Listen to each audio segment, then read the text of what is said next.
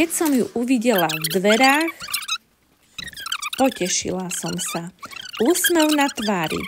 Vybrala si tričko, ktoré skúšala. Aj iné farby, ktoré skúšala, sme spoločne našli. Košeľové šaty, ktoré jej veľmi pekne sedeli. Ponúkla som jej nádherný batvoštek v cene 39,90, ktorý môže byť do ruky aj na plece v bežovej farbe. Bude jej ladiť k všetkým outfitom. A spýtala som sa, či ešte niečo nepotrebuje. Ona pozrela, možno by sa mi hodili pančušky. Zoštihľujúce, také, aby skryli žilky na nožkách, aj s push-up efektom. V tom niekto vošiel do dverí. Do obchodíku.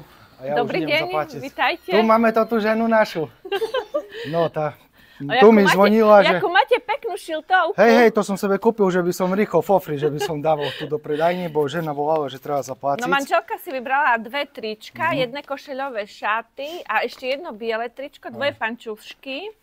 A ešte som jej ponúkla ten batvoštek, že pekný, že na leto gušatom. Výborne. Dobre, tak dáme keľo. 230 môže byť? 148,80 všetko. Nemám iba 230, bude spolu, dobre. Ďakujeme za ochotu.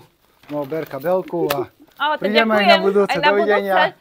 Na šaty, zastavte sa na šaty hej, na budúce. bereme vrtuľku a ideme dovi. Zabudla som sa opýtať, kde jej manžel pracuje, tvoja Lejla.